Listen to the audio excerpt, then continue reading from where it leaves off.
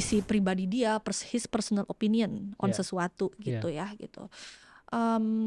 Enggak sih Pak, nggak pernah. Belum pernah ya, nggak Karena pernah itu ada tadi bukan kritikus kita. Ya, ya. Mm. Jadi memang menyajikan apa namanya, Iya, informasi. betul, Ya, informasi. Tapi misalnya kalau kita rasa ada yang kurang, kita tone down aja. Kita pasti harus bisa highlight sesuatu ya. yang lain yang lebih bagus ya. Jadi kita bisa tahu tone down di mana, kita nge-highlight di mana gitu. Karena pasti hasil dari wawancara ternyata gitu-gitu aja gitu kan. Ya udahlah, pasti ada hal lain yang bisa kita tulis yang baik mengenai tempat tersebut gitu.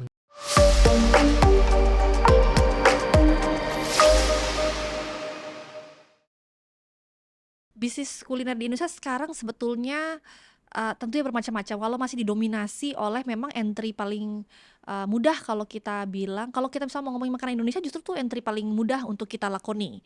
Misalnya makanan Indonesia rumahan itu sekarang banyak, apalagi sekarang orang makin sibuk, artinya orang makin butuh makanan jadi ya gitu Pak ya.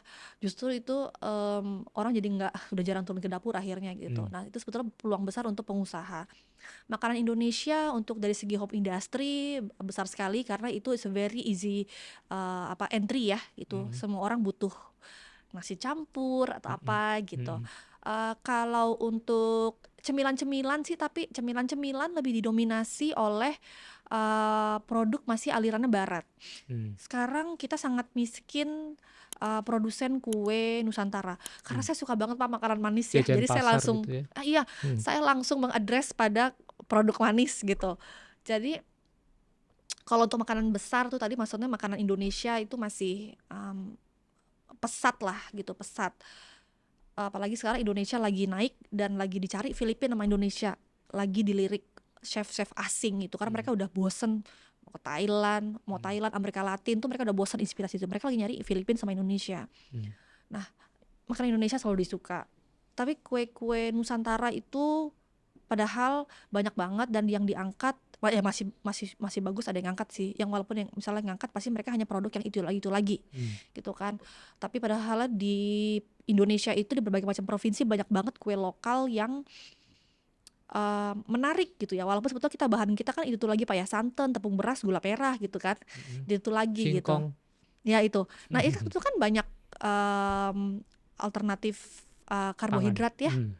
Gitu. Itu harus perlu dieksplor karena itu yang sebetulnya kalau dalam konteks produk kreatif saya rasa itu perlu diinstilasi ke dalam produk modern. Karena kalau produk modern itu serta-merta disajikan di sini, misalnya mereka banyak banget Pak ini pelaku muda ya dari sekolah di luar negeri, mereka buka usaha di sini, mereka serta-merta menyajikan produk yang sangat ya sudah terlalu populer lah di mana-mana gitu. Padahal mereka bisa banget menginstilasi bahan-bahan Indonesia sebagai pembeda. So kalau mereka nggak naruh itu, satu kita nggak punya identitas dalam produk modern, kita nggak punya identitas. Bakal sama misalnya mau produk Singapura. So kalau kita lihat Singapura, Malaysia, bolak-balik kan mereka cuma pakai pandan ya. Pandan apa atau palm sugar apa, itu kan cuma itu aja. Kita kan banyak banget Pak, biodiversity-nya tinggi banget gitu. Betul. Itu tuh kalau misalnya kita ngomongin di industri restoran itu perlu banget masuk ke produk-produk modern ya, karena chef-chef kita jadi punya uniqueness bahannya. Dan Kita terus berkreasi. iya, kita punya akses bahan yang terpendam banyak banget dari indigenous people gitu. Ya. Nah, menarik karena saya juga tahu bahwa Mbak Tria ini juga salah satu inisiator dari Jakarta Dessert Week. Oh ya, itu salah satu program karisma lucu-lucuan di luar kantor. lucu, tapi dia ini salah Lucu-lucuan. satu dari 110 karisma event Nusantara loh ya. Nggak main-main. Nah, saya mau ngaitin dari apa yang tadi disampaikan Mbak Tria tentang snack, kue, jajan pasar dengan Jakarta Dessert Week. Atau mungkin sekarang malah katanya wah, saya jadi bisa promo dong Pak di Jakarta Dessert Week. Ini memang ruang promosi. Hadir bulan depan gitu. Apalagi tadi Mbak Tia juga cerita ini sudah jadi Indonesian Dessert Week. Betul. Gitu ya. Nah, tadi dari apa yang Mbak Tria kemukakan sebelumnya dan apa yang Mbak Tria lihat dari Jakarta Dessert Week tadi itu, apa ada fenomena yang menarik atau ada saran, ada kritik apa terhadap produsen-produsen dessert? Fenomenanya masih tetap pelaku-pelaku UKM banyak banget, tapi produknya masih Itu generik aja. barat Oh, gitu. oke. Generik barat. Mm. Karena kayaknya kok saya lihat ini yang kerja sama produk-produk Indonesia kayak udah insap aja Pak kayaknya. Udah di industri baru kayak saya harus mencari keunikan, uniqueness gitu ya. Apa USP saya apa gitu. Kayaknya yang udah mature banget gitu. Tapi sekarang ya itu, jadi kita kebetulan ini sebetulnya event komunitas sih Pak ya. Itu yang misalnya Jakarta Fashion Week itu didirikan oleh kami di pelaku sektor. Kalau saya di bidang media ya, saya sekali di media itu, jadi sebetulnya yang ngediriin, jadi Pentahelix lah pendirinya gitu ya. Orang medianya ada, chefnya juga ada yang berdiri di situ. Jadi kalau kita punya chef sebagai co-founder, kita tahu nih di industri orang lagi suka apa, yang lagi turun di pasar apa, behavior konsumen gimana nih ketika mereka masuk ke restoran. Misalnya kalau saya di media, saya bisa melihat trennya kemana gitu kan. Ada juga orang yang co-founder kita itu komposisinya orang visual gitu. Jadi mereka bisa tahu tuh kalau mau bikin sesuatu yang bisa dilahap oleh konsumen urban tuh tampilannya harus gimana gitu. Jadi ini irit modal Pak, karena semua co-foundernya itu planner ya. Kalau di agency itu planner gitu ya, tanpa kita harus membayar agency gitu. Nah, kita fenomena itu masih banyak sekali makanan barat. Makanya kita selalu didorong oleh pemerintah yang sangat mendukung kami gitu ya. Walaupun kami sebetulnya kalau alhamdulillah tahun ini magnitude acaranya menjadi lebih besar karena kami waktu itu dulu pernah offline, akhirnya kita terpaksa harus convert ke online gara-gara pandemi. Tapi ya tahun ini kita sudah tahun kelima, kita menyatukan dalam Jakarta Fashion Week, kami menyatukan berbagai macam format yang kami rasa sudah sukses dari tahun ke tahun. Jadi full throttle lah tahun ini, dan terus didukung oleh pemerintah ya, sama Dinas Pariwisata dan juga oleh Kementerian Pariwisata. Pesan dari mereka adalah selalu nah Jakarta Fashion Week itu kan adalah satu-satunya festival sebulan penuh di mana semua restoran atau UKM serentak menyajikan menu khusus ya. Kalau misalnya kita pergi ke bazar biasa, masak makanannya biasa, cuma beda tempat aja gitu. Kalau ini adalah kita memanjakan warga Jakarta atau turis-turis dari luar kota lainnya untuk datang ke tempat tersebut, mereka bisa menikmati cita rasa yang baru hanya selama bulan Jakarta Fashion Week. Curated ya itu ya? Harus curated gitu, harus curated. Nah, di situ pemerintah selalu mendorong kita untuk tolong dong tema tahun ini lebih ke Indonesiaan gitu. Kayak tahun lalu kami waktu G20 hampir sama tanggalnya, kita temanya diversity. Tahun ini kami temanya folklore, cerita rakyat. Jadi kita mendorong para chef itu yang semuanya kayak sekolah di luar negeri Pak, balik ke sini. Kita paksa mereka untuk yuk kamu cari tahu tentang cerita lokal Indonesia. Misalnya kayak Timun Mas gitu ya, atau legenda Danau Toba gitu ya.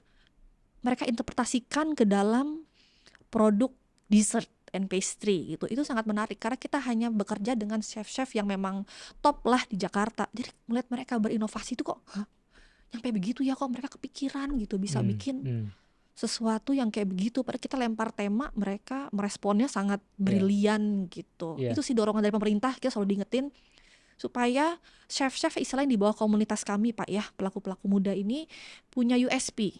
Beda dengan produknya pastry chef di Bangkok, beda dengan pastry chef di Singapura yang tadi saya bilang lagi-lagi cuma pakai pandan and palm sugar gitu. Dalam episode yang lain hadir Mbak Helianti di sini. Oh iya. Kita ngobrol banyak tentang potensi kearifan lokal. Ingredients lokal kita yang banyak banget dan sangat terindikasi geografis gitu. Artinya memang sangat lokal banget, dan itu dari apa yang disampaikan Mbak Heli, value-nya luar biasa. Ya kan, sebagai bahan aja, sebagai ingredients aja value-nya luar biasa dan harganya juga. Nah, ini tentunya menarik kalau kemudian dihilirkan gitu ya. Betul. Dihilirkan kami menjadi hilir sih. lebih dihilirkan lagi jadi tadi produk-produk yang urban. Yang ya dengan kebaruan-kebaruan yang tinggi. Apalagi pemerintah juga saat ini lagi punya program Indonesia Spice of the World. Ya, kita bicara rempah, spicy, kita itu sangat luar biasa. Nah, mungkin memang perlu tuh ada tema-tema terkait dengan rempah gitu ya. Sangat. Jadi bahkan sebetulnya Jakarta Fashion Week itu sebetulnya tuh acara yang dilirik para private sector. Khususnya importir bahan dari luar negeri Pak. Jadi kami selalu ya mereka mensponsori acara kita. Jadi acara kita tuh sangat B2B karena kita bisa mengkoneksikan produsen misalnya bahan baku dengan restoran yang merupakan komunitas kami, chef-chef dan segala macam. Itu sebetulnya fast track agar bahan baku tuh bisa masuk ke restoran-restoran tertentu dan berkolaborasi. Nah, kami bekerjasama dengan banyak sekali consumer goods, fast moving consumer goods gitu ya, dengan bahan impor juga. Nah, makin kesini banyak tuh sebetulnya pemilik brand lokal gitu ya melihat potensi kami B2B ya, B2B Horeca. Jadi misalnya sekarang kayak misalnya ada NGO gitu, misalnya mereka tertarik dengan kami karena mereka ada niatan memasukkan barang-barang bahan baku dari pedalaman gitu ke restoran-restoran modern. Nah tentunya challenge-nya adalah kami ini festivalnya B2B banget. Sebulan chef itu harus menyerap produk dari sponsor. Nah apakah misalnya kadang barang di daerah tuh, bahan di daerah dari indigenous, dari pedalaman bisa menyanggupi volume dan konsistensi. Nah bagusnya kalau ada kayak orang-orang kayak Mbak Helianti Jafara menstandardize kan. Ini misalnya kamu siap nggak nih masuk ke restoran? Jangan cuma sebulan 2 bulan atau misalnya seminggu 2 minggu abis itu barangnya nggak ada. Kembali lagi konsistensi volume itu menjadi penting ketika kita bicara restoran modern gitu Pak. Benar sekali. Jadi kita bicara tentang rantai pasok, rantai nilai yang di titik-titiknya itu memang perlu penguatan gitu. Jadi memang harus kolaborasi. Jadi nggak cuman kalau dulu cuma ada pengepul gitu ya, sekarang kan ada orang yang membina petaninya gitu. Iya. Bagi dengan sekolah pangannya itu ya, seniman Betul. pangan. Iya, seniman pangan. Iya benar-benar itu barang-barang kita nggak pernah dengar Pak ya. Iya, benar. Unik-unik produk-produknya itu, dan memang iya benar kita nggak pernah dengar. Betul, karena dan jangan sampai misalkan kadang tuh acara tuh cuman seremonial, cuman sekali 2 kali barang itu dipakai habis itu nguap gitu ya. Itu campaign udah habis gitu. Nah, itu makanya sangat penting produk itu siap masuk ke industri. Dari pedalaman ya. Pelan-pelan lah Pak ya. Kadang-kadang kita kan harus tahapnya campaign dulu ya, marketing dulu, nggak tiba-tiba diserap oleh Horeca gitu kan. It takes time gitu. Oke. Menarik sekali nih Mbak. Nah, Mbak Tria ini kan selalu dalam aktivitasnya pasti berhubungan dengan makanan gitu kan, nyicip. Iya. Ada problem nggak dengan kesehatan atau berat badan atau kepribadian? Terlalu meluap-luap, kebanyakan makan gula. Itu masa berat badan kan Pak, atau kesehatan? Bahasa halusnya kesehatan ya Pak ya. Kesehatan. Kalau berat badan enggak sih. Kan ini saya terlihat langsing Pak di atas. Kesehatan Pak kan bisa susah sih Pak. Dalam sehari kan nggak cuma satu. Betul ya kan? Pak, belum lagi orang ngirim-ngirim ke rumah itu makanan kan harus kita habiskan. Boleh di-share di sini tuh anak-anak tuh. Iya, stuntman bisa ya. Betul. Jadi kadang kita nggak sanggup Pak, kita cuma icip-icip. Tapi penulis makanan tuh kan justru jangan orang yang rakus Pak. Kan kalau orang suka makan, semua dibilang enak. Gitu. Kadang-kadang bolehlah orang-orang yang piki-piki gitu ya. Jadi kita kadang tuh kita makan ya icip-icip aja udah cukup. Gitu. Tapi memang jarang sih Pak orang yang urusannya dengan menulis makanan itu langsing, tuh jarang sekali. Jarang Pak. Jarang. Tapi kalau ngelihat chef-chef itu badannya bagus-bagus malah. Itu mungkin ada yang berotot. Itu apa ya? Saya juga heran kok kalau orang kerja di dapur kan harusnya nggak ada waktu nge-gym Pak. Nggak ada. Masuknya paling subuh, pulangnya orang udah pulang dia masih di dalam dapur. Gak ada olahraga. Gitu. Karena kan katanya ada istilahnya never trust a skinny chef. Also never trust a skinny journalist gitu. Mbak. Boleh di-share nih ke teman rasa nih Mbak, sebagai seorang jurnalis makanan, penulis food writer gitu. Ada tips yang kan sekarang banyak nih ya mungkin juga termasuk juga vlogger gitu ya, atau yang teman-teman membuat secara ya. tulisan gitu. Ada sesuatu yang bisa di-share ke teman-teman nih? Tips ya. Tips menjadi food writer ya, harus riset, harus mampu berkomunikasi dengan narasumber, punya empati. Kita harus sejajar dengan mereka lah minimal ya gitu ya. Karena kalau kita pelangap-pelongo nih, nanti orang nggak pernah mau buka mulut Pak. gitu kan. Jadi kita harus mengajak mereka gimana nih supaya mereka mau merasa dekat dengan kita. Abis itu baru mereka tuh biasanya enak-enak cerita. Lalu juga kalau menulis tuh, kalau kita menulis makanan, nggak melulu saya tuh bercerita tentang makanannya. Misalnya kita bercerita tadi misalnya tentang budaya. Ya makanya kalau kita jadi jurnalis tuh, kalau kita mau nulis, kita harus pasang semua indera kita ketika kita masuk. Misalnya ke restoran, oh musik apa nih yang dia mainin ya gitu. Oh ini judul lagunya ini tuh gitu. Atau misalnya lagi ngantri nih, di belakang ada orang gasak-gerusuk nggak sabar. Itu bisa kita tulis ya. Suasana ngantri, orang gasak-gerusuk nggak sabar, resah gitu. Apakah mereka akan mendapatkan makanannya itu atau mereka kehabisan gitu ya. Jadi justru makanan itu bisa menjadi hanya salah satu unsur aja dalam sebuah penulisan. Kita mesti mampu menangkap misalnya cerita dari chefnya. Karena misalnya kalau teman-teman misalnya suka baca novel tuh pasti ada romantisisme. Secara emosional kita terkoneksi. Nah itu lewat apa? Lewat mungkin cerita dari bagaimana perilaku sang chef, perilaku tukang masaknya gitu. Itulah yang mengelilingi si makanan. Misalnya makanan cuma itu unsur kecil. Kita harus bisa menangkap suara, aroma, kita nyium apa gitu. Makanya harus punya catatan. Kalau nggak habis itu lupa. Bukan hanya apa yang kita lihat, iya betul, sensori, kita rasakan, ya, dengan semua indera kita itu. Betul. Kita dengar gitu ya, kita bau. Karena misalnya kalau misalnya Pak Bondan almarhum, itu dia nulis bagus banget Pak. Kadang yang orang bagus nulis orang-orang sastra. Ya Pak Bondan nulis juga bagus karena dia dulu jurnalis ya, gitu. Orang sastra itu menulis itu romantis sekali. Nah itu yang harus kita pelajari ya, jika teman-teman mau menulis sesuatu yang cukup mendalam ya. Gitu sih, sama ya gitu. Kadang misalnya kalau kita udah peka, kita udah jagoan nih misal nulis ya gitu misalnya, itu kita bisa kelihatan nih, oh ini si Tri yang nulis, sekarang nulisnya terlalu meletup-letup atau apa, itu kita bisa kelihatan ya Pak ya, pribadi penulis biasanya. Ya, oke, terima kasih Mbak Tria informasinya. Teman rasa, itu tadi perbincangan kita dengan Mbak Tria.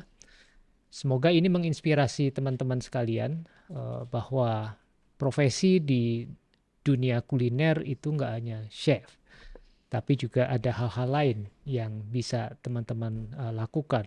Mau fotografi, mau desainer dari kemasan, makanan, bahkan juga jurnalis boga atau food writer seperti Mbak Tria ini. Oke, terima kasih Mbak Tria sudah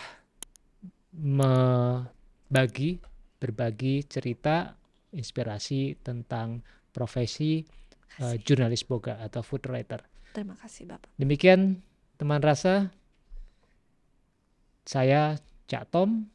Kita jumpa lagi di episode Aku Rasa berikutnya. Aku Rasa, akar kuliner Nusantara, rasa Indonesia mendunia.